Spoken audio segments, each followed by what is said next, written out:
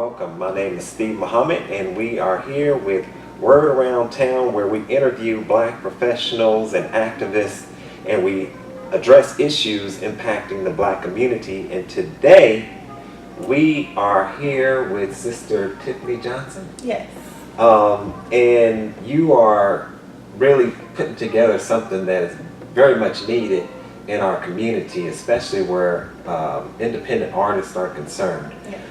Tell us a little bit about yourself and about your company, GigMerge. Yes, GigMerge. Yes. Tell us a little bit about yourself, your background, where you come from, and then a little bit about your company. Sure thing. So I'm Tiffany Johnson. I'm from Beaver Creek, Ohio, but recently I've been working a lot in Dayton. I went to school in Philadelphia. I went to Drexel University and I studied music industry. Had a bachelor's of science in music industry and I minored in business administration. Okay. So for a while after college I was working as an A&R for a company that was under Sony. Okay. So I got to speak to a lot of artists. I got to do artist development, and that's something that I really love to do.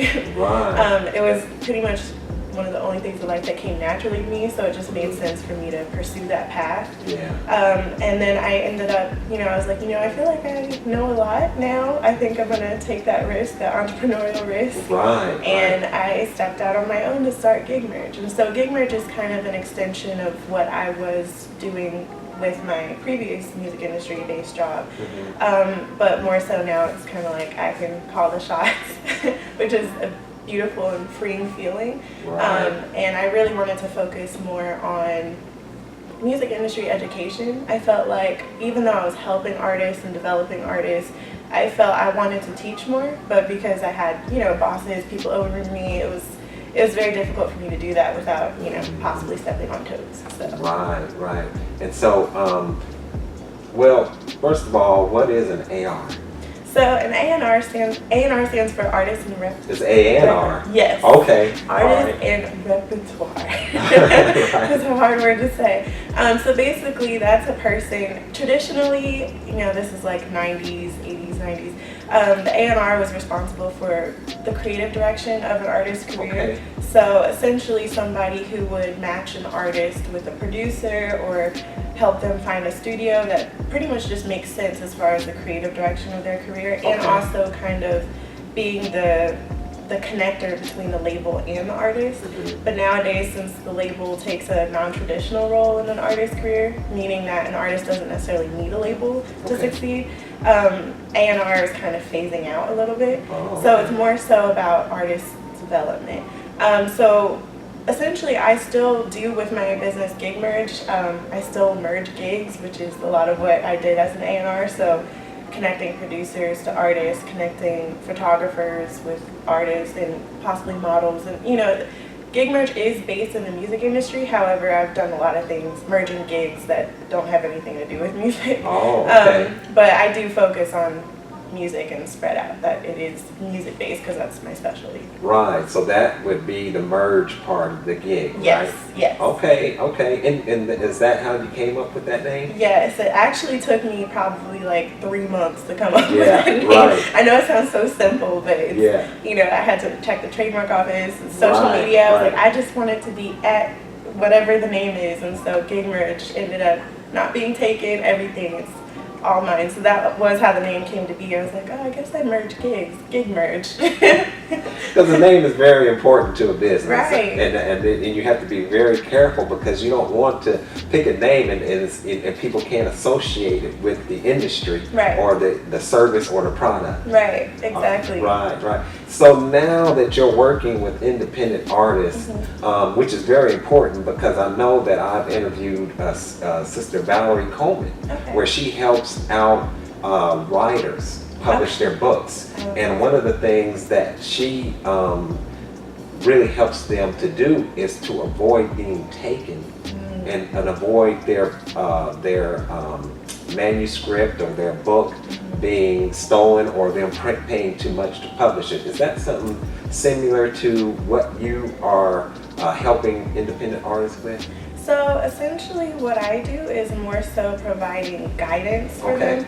So just making sure that they understand the importance of copyrights and publishing. Mm-hmm. So it is very similar in the sense that I make sure that their music is protected and that they're able to set up to monetize their career, Mm-hmm. because that's something that, I feel like I've come across several artists who their version of working is living in the studio and then posting it on SoundCloud for free and no sort of promotional plan. I've dealt with a lot of artists who are very impulsive, which as a creative, that's what they do. They're not necessarily thinking about the business side. Right. So I kind of try and transition their minds to realize that it's not just about the creativity. There's a whole other aspect of this, the business side, that they need to focus on as well, just as much, if not more, than the creative side. Right. Because honestly, you could create one song in the studio, and as long as you know how to copyright and publish it, you can make some money off of that and fund your next song. So it's, it's not that you make a whole album in the studio over the course of a week. It's more so about what the business is after you make that song.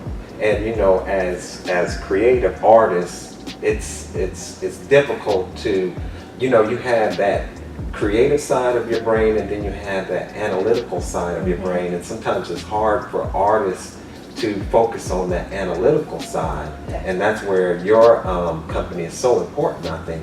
Yes, definitely. I know, speaking with several artists over the past couple years, the business side is not as prominent as you would think it would be. It's kind of like if somebody wants to be a doctor, they know to go to medical school. If somebody wants to be a lawyer, they know to go to law school.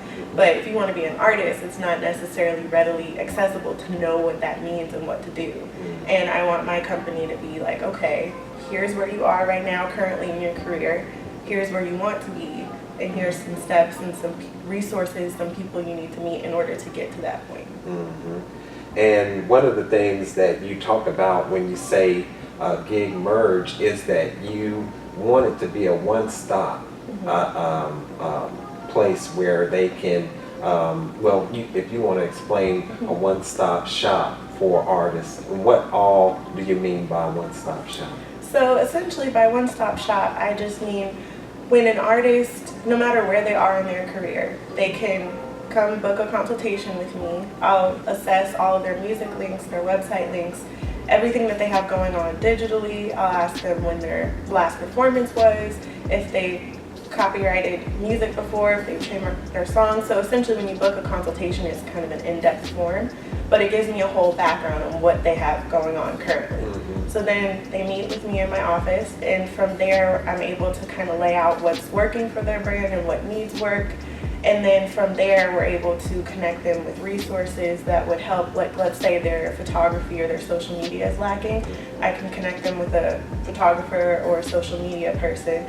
Or, if they need music videos because they're promoting a single, I can connect them with that person. If they need copyrights, I'm actually working on a course to really teach copyrights and publishing, so it'll be very foolproof, very straightforward. Okay. So that would be something that I would suggest to anybody who's wanting to be an artist or wants to, explore the artistry. They would be able to take that course and really just be able to make sure that their foundation is set. Right. And then of course I'm available as a resource as well. So essentially with me being a one-stop shop, I'm able to connect you with who you need, the resources that you may need, and then also planning a lot of different types of events as well, so opportunities as well. So it's pretty much like, once you book a consultation with me, then we can really work on where you are personally. Right. And so how does an artist go and book a consultation with you? So they can go to my website, GigMerge.com, and on there I have a link that says book a consultation. Okay. And then from there they're able to choose. I have consultations that just cover the basics.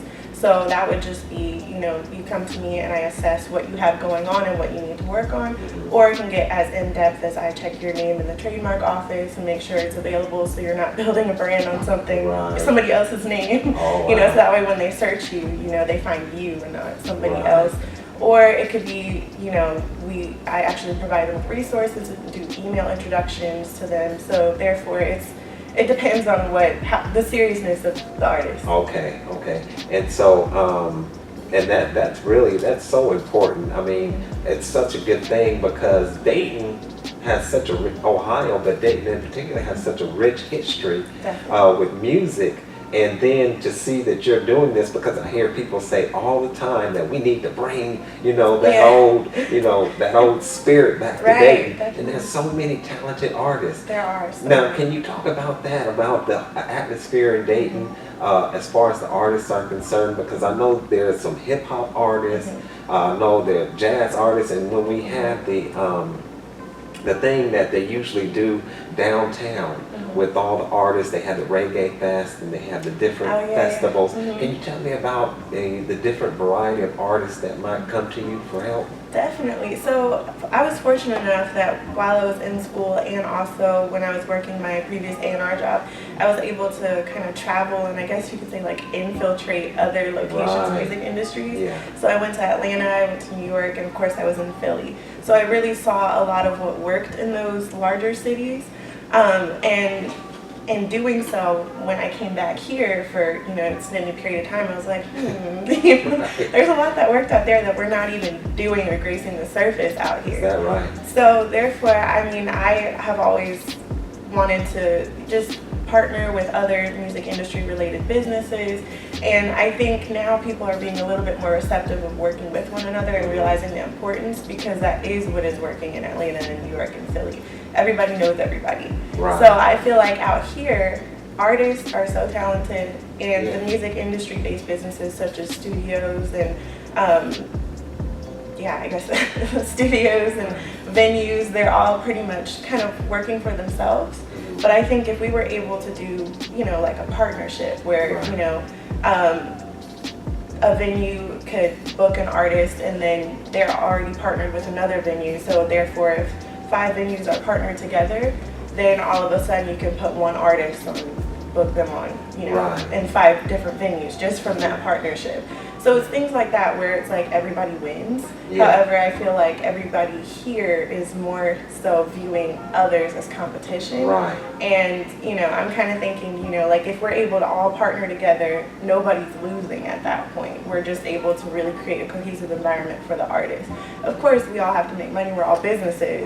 So I understand where the competitive aspect comes into play. But at the same time, it's like there's so many artists out here, so much talent out here that I think we'd be stronger together than we are apart, clearly. I mean, I have a non-profit organization and a for-profit organization, excuse me, but I absolutely understand what you're saying. I think that 2020 has to be the year of collaboration. We can't continue to operate in these silos and think that we're going to be successful up against these giant obstacles that face us all with what we're striving to do. So what would your appeal be to the studios, to the artists and things like that to collaborate with you to begin to bring music alive once again today?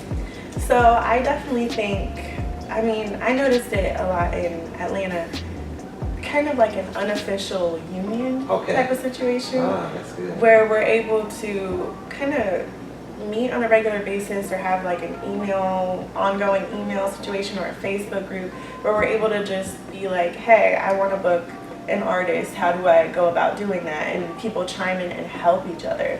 And then at the same time, if there's another venue that's like, hey, I'd love to book that artist too, then they can help each other book that artist. In turn, the venue is getting more people to book and the artist is getting booked. So I think it would just be beneficial for us to start those conversations in like a comfortable group instead of looking at everybody as competition per se. Of course you got to keep the principles of your business private, but at the same time I think there's a lot of opportunities for us to make money together. I think so too, and I think that one of the things that we have to recognize or realize is that there has to be just a little bit of sacrifice, but in the overall picture, I think that, as you said, a win-win-win situation, everybody benefits. Now, you all just had a launch party. December the 5th. I wish I was there. I wasn't invited. No, okay, let's get another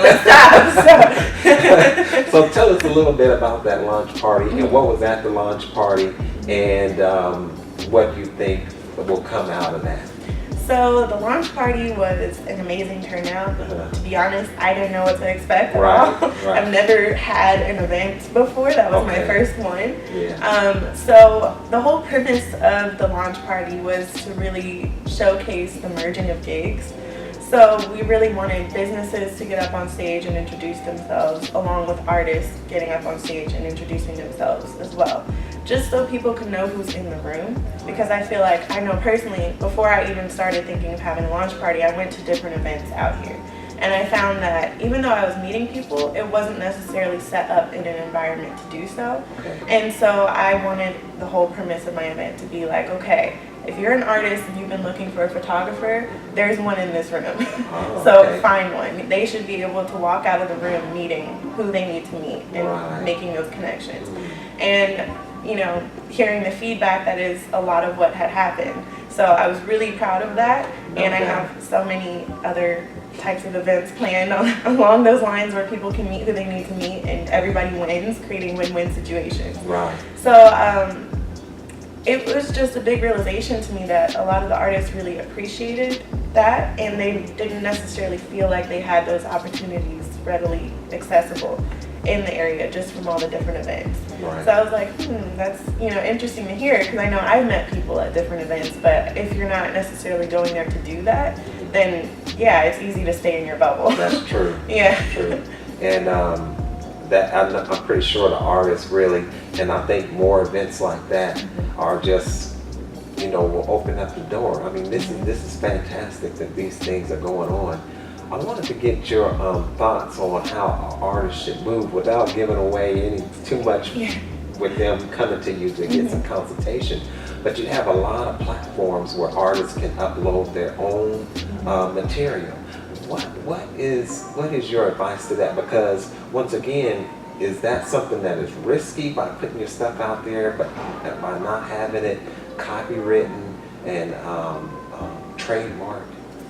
Essentially, I mean, there's always a risk. Yeah. However, by making sure that your song is copyrighted and protected, it really does take you to that next level Okay. of ultimate protection of your intellectual property. Right. So therefore, I'm always recommending artists, you know, actually not just recommending, like you need to copyright this, just because it's really easy nowadays for people to kind of listen and nitpick and be like, hey, you stole such and such a thing off my, even if it's just like the smallest sample or the background noise, people will Right. literally go to court over that. I see that. I mean, there was a YouTube, I have a large YouTube following for my nonprofit, and there was a video, and I'm telling you that I got a warning from YouTube. There was no music in that background, but yet I think that whoever was trying to get it off just wanted some money. So you might have those type of problems. Definitely. That is true. Definitely. Right. So I always encourage them to protect your intellectual property, because you never know. Especially a lot of artists, they're like, you know, it costs $35 to do that and I have 10 songs. It's really expensive. But I'm like, well, that's way cheaper than if you have to go to court and you have to pay court fees and all those things. Right. So it's, you know, and I always recommend like the most cost-effective way to do things, because you can register as a collection, an album, things like that. So sometimes I'm like, okay, just don't post this on any sort of platform whatsoever. Finish your recording and then you can file it as one filing and you'll be okay. So one of the things that you want the artist to understand is that you're not a manager. You don't manage artists. Right. You're basically helping to guide their career into a successful path. Right. Are you able to, I guess, steer them towards a manager, or how does that work? If it makes sense. Okay. I know. Because you don't necessarily need a manager, do you, or do you? Well, I mean, after a certain point, yes, Okay. you do. However, hasn't been, you know, there's probably only like 1% of artists that have talked Okay. to Right. that really are at that point where they need a manager. I feel like a lot of artists view a manager as, I guess you could say, like an easy way out, Okay. somebody that can do things for you. Right. But they also have to realize that the manager is going to be taking a percentage. Ooh. So therefore, it's like if you're not making any money and you have a manager, what sense does that make? Right. So therefore for me, I promote that I'm not a manager because I'm not taking a percentage, I'm not doing any of that. You pay me up front, we get it done, and that's it. There's no obligation on my end or your end or anything. There's no fine writing or anything like that. Yeah. So it's just I'm a resource. So a lot of artists are not at that point where they necessarily need a manager, but they view that as like, oh, once I get one, then I'll be moving forward and making it. And I'm like, you know, you have to do a lot of work before a manager can even look at you and be like, I can make 10, 15, 20% depending on the type of manager. So, you know, even though the manager is going to be helping to provide opportunities, it's also like you have to have something that they can make money off of too. They have to eat too. Absolutely. So Absolutely. that's the biggest thing that I've noticed with artists. They're always looking for somebody to just make them pop. And it's like, you know, as long as GigMerge is giving you the resources, you'll be able to pop. And it's more so about you staying independent. I think once artists are given the knowledge, then they'll realize that the power's in their hands. It's not up to somebody else. As soon as somebody else is involved, that's more mouths to feed. That's how a lot of artists get in trouble financially. Oh, is that right? So many mouths to feed because the artist looked at it as though, if I add you to the team, you'll get me more opportunities. And it's kind of like, even though that might be so, they're taking a good 25% of all of that. So. And then I remember hearing, I don't know if it's true, but it was like MC Hammer, one of the issues that he ran into was not only just managers, but these large entourage, you know, of dancers and things like that, just siphoned off all his profit. Right. That's one of the worst cases. Right. But I can understand, you know, especially at that time, it's so easy to do. You know, especially when you want to look like somebody. Yeah. Whereas had he just kind of, you know, just kept his financials to himself and went where he needed to go with as little people as possible, he still could have been making those royalties and residual income and not have to worry about the 30 people you would roll places with. Exactly.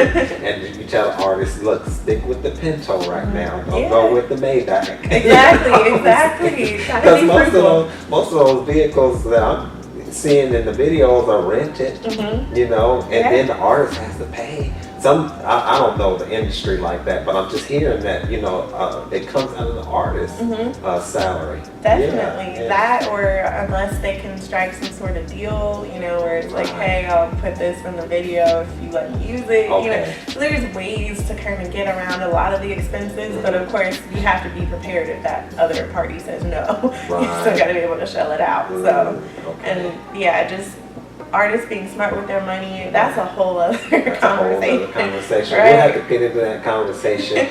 And really, I would love to, but we don't have time, but to get into the conversation about the industry, period. You know, there's a lot of things that, you know, are said about the industry where you have to be so careful about this and that. Definitely. One last question then is the service area. You don't service just Dayton, Ohio. Tell us a little bit about your service area. So essentially, thanks for technology. GigMerge is not limited just to Dayton, Ohio. Of course, that's where I choose to serve the most because I'm here at home. And it's one of the places, of course, living here that I've noticed that could use a lot of help. However, I have done consultations and helped artists in Atlanta, Philly, New York. So, you know, it's not limited by location. Pretty much any artist who's serious, who seeks services that GigMerge offers, we're open. Thanks to technology, it makes it super easy. Email, Zoom calls, phone calls, it just makes it very seamless. That's good. That's good. And so, I guess ending the interview, what would you like to add to in this interview? Well, I mean, one of my biggest missions is to make sure that artists understand the industry because it's something that they really want to infiltrate and they really want to be a part of, but they don't necessarily know what that means. And so it's kind of like the more knowledge and the more information that they have going into their music career, it makes it better for them to make a decision like, do I really want to do this? Am I cut out for this? Because some people, as much as they dream about it, it's not for them. You know, it is a lot of work. A lot. So I just want to make sure that artists know that if you're serious, you're ready, you know, then of course come talk with me. but at the same time, be prepared to hear some things that you might not want to hear. Exactly. You know, it's not my job to deliver it like, oh my goodness, you're amazing. Like, right. you know, it's kind of like no matter how good your music is or anything, there's always some work that needs to be done, and I just give it to them honest. You know, never mean. Yeah. Never mean, yeah, but no, honest. Definitely. Yeah. Definitely. I think that's something that sometimes as artists, you know, it's a little painful to hear sometimes. Right. I mean, but I know as an artist from drawing, when somebody says, well, because I used to draw comic books, and I used to draw, and then I started drawing comic books, but it was only because of the criticism and taking constructive criticism, constructive criticism, that I was able to make an arm look like an arm and not a leg. Right, so exactly. I think that, you know, when they come to you, they should be prepared if they're new to hear that constructive criticism that you have, and not that you're trying to put them down, but you're trying to build them up. Right, exactly, and that's one thing I meant to say. Constructive criticism always. You know, we both want the same thing at the end of the day. Exactly. You know, as long as you're serious, like I want you to win just as much as you want you to win. So therefore, it just makes sense for, you know, here I am, an objective party. I don't know you. The only things I know is the links that you send. Right. And that's the same things that your fans are going to know. So I just happen to have industry experience to be able to be like, okay, this versus this, or your recording quality could use some work. Here's some recording studio resources. You know, so it's constructive. It's like it may be difficult to hear, but we have a solution. Absolutely, absolutely. Thank you. I really appreciate you coming and giving some of your time and expertise and helping these artists. And once again, give out your contact information and your website. All right, so my contact information is, my email is tiffany@gigmerge.com. My website is gigmerge.com. And on all social media, Facebook, Instagram, and Twitter, you can just search @GigMerge. GigMerge, all one word. All right. And with that, I want to thank you once again for coming out. This is Word Around Town, and we're going to get the word around town about GigMerge. We're going to do our best. And so once again, thank you once again for coming out. Thank you so much for we look forward to collaborating on some projects here in the future. Definitely. Thank you for having me. No problem. Thank you.